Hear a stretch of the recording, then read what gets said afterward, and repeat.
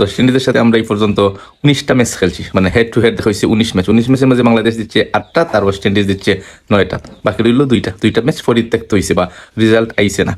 তো এইগুলো আমরা হেড টু হেড পরিসংখ্যান, ওয়েস্ট ইন্ডিজ দুইবারের বিশ্ব চ্যাম্পিয়ন, আমরা বিশ্বকাপের সেমিফাইনালও খেলতে পারছি না। কিন্তু রিসেন্টলি আমরা ওয়েস্ট ইন্ডিজ এসেছি এবং আমরা টি-20 খেলা শিখিলেছি, মানে আমরা এখন প্রায় নিয়মিতই আমরা যে কোনো দলে আমরা আড়াইতাম পারি এবং আইলাম। আমরা ক্যাপ্টেন সহ প্রত্যেকটা প্লেয়ার পজিশন ওয়াইজ টি-20 লেগে স্পেশালি আমরা মনে হয় যে মোটামুটি সেট হয়ে গেছি। আমরা বোলিং লাইনে খুবই শক্তিশালী, ওয়ার্ল্ডের সেরা হওয়া যায়।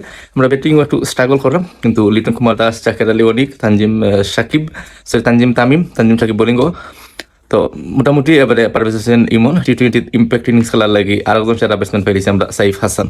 তো টোটাল একটা প্যাকেজ হওয়া যায় যে আমরা আসলে এই দলটারে নিয়ে আমরা আশাবাদ দিতাম পারি, স্পেশালি টি-20 ফর্মেটও। আমরা টি-20 ফর্মেট আমরা স্ট্রাগল করতাম, এখন আমরা মনে হয় যে স্ট্রাগল টাইম শেষ হয়ে আমরা এখন রেজাল্ট আবার করতে আছি। শামীম হোসেন পাটোয়ারি অলসো খুবই ভালো ক্যামিও ইনিংস খেলার ক্যাপাসিটি রাখে, এবং নাসুম আহমেদ, রিশাদ হোসেনও খুবই প্রমিজিং ক্রিকেটার এবং তারা ফর্ম আছে। ধন্যবাদ সবাই। আই হোপ আমরা এই ম্যাচটা খুব সহজে জিততে নিব এবং আমরা এই ম্যাচ জিতবো এবং এই সিরিজটা আমরা জিতা সময়ের দাবি। যে পিচ দেখলাম, যে কন্ডিশন দেখলাম, এই কন্ডিশন অনুযায়ী বাংলাদেশের প্রত্যাশিতভাবে এই সিরিজটা জিততো। ধন্যবাদ সবাইকে।